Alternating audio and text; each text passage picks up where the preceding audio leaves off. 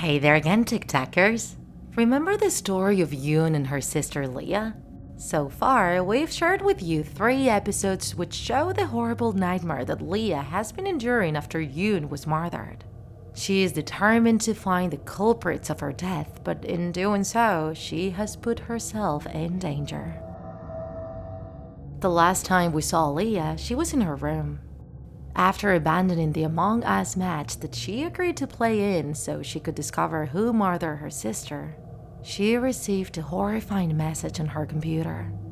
The police should also be coming soon since she managed to press her panic button, but will they arrive on time?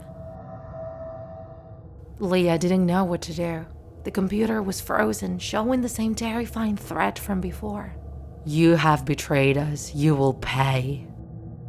Leah was walking anxiously around her room until she stopped to look at a photo of Yoon. Who could have imagined that her life would become such a nightmare? And absorbed in those thoughts, Leah felt a little less in danger. But that moment was short-lived. Leah felt as if someone was looking right at her.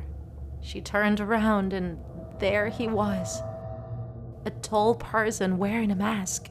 And looking at his physique, she deduced that was a man. He wasn't saying a word and only looked at her. However, Leah then noticed how the man was holding a huge knife in his right hand. Trickles of cold sweat slid through Leah's forehead as she was now realizing that she was going to suffer the same fate as her sister. The man started to advance towards Leah. She was frozen in fear, but still managed to ask the man who he was. But she received no response. It's as if the man hadn't even heard her. He gradually got closer and closer to Leah, so much so that he could now hear her breathing. And when Leah thought it was her end, her mother knocked on her door. "Leah dear, do you want a glass of milk?" Leah couldn't respond, so the mother tried to open the door, but it was locked. Leah hadn't locked the door, so it must have been that masked man who did. Her mother kept on calling Leah from the other side of the door, and at the same time, someone started to ring the doorbell. "It's the police! Open up!" This really threw off the masked man. He turned around and Leah deduced that he was bewildered, not knowing what to do. In that moment, all Leah could think of was taking out her phone to take a photo of the man. And then she started to scream. "Mom, let the police in! Someone's trying to kill me!" But when she turned her head back, nobody was there anymore. How could that man just vanish like that? After a couple of tries, the police managed to knock down her door. Leah then told them what happened, but they didn't believe her. She then tried to show them the photos she just took, but somehow her phone was back to factory settings. Someone had erased all of the data in it. The police inspected the entire room, and aside from the window, which was a bit open, they found nothing. Leah was under a lot of medication, so they thought that they were causing her hallucinations, but she was very sure of everything she saw. That very night, Leah talked with her parents and told them that she would spend a few days in the country house. That was where her grandparents used to live, but they had passed away and nobody lived there anymore.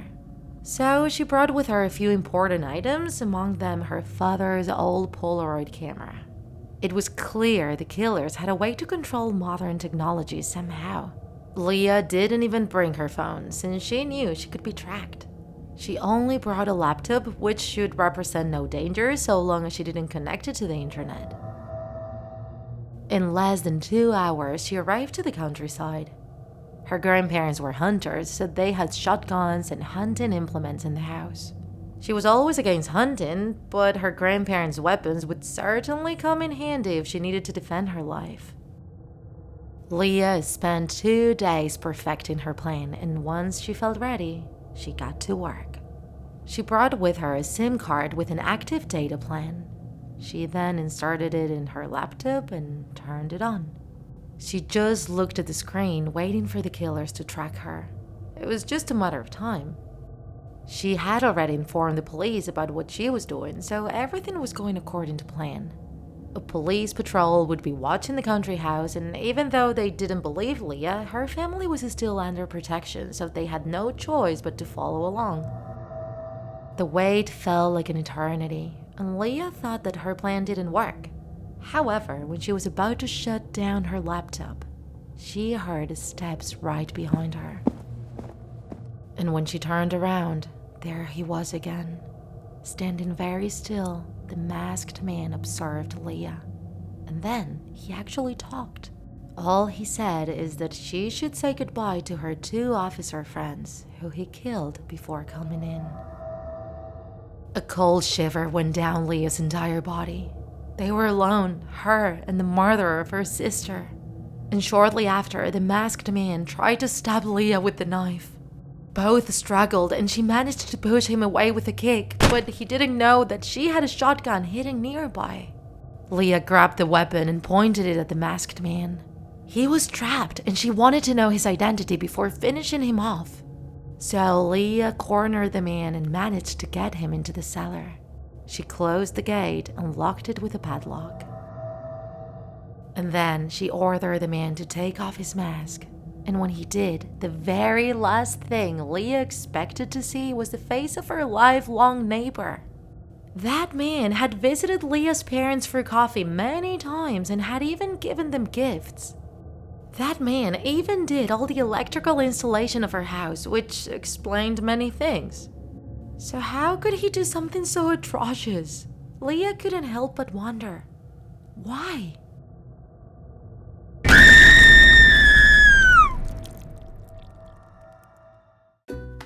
If you enjoyed this video, don't forget to like it. And if you want to see more Draw My Life videos, subscribe to our channel.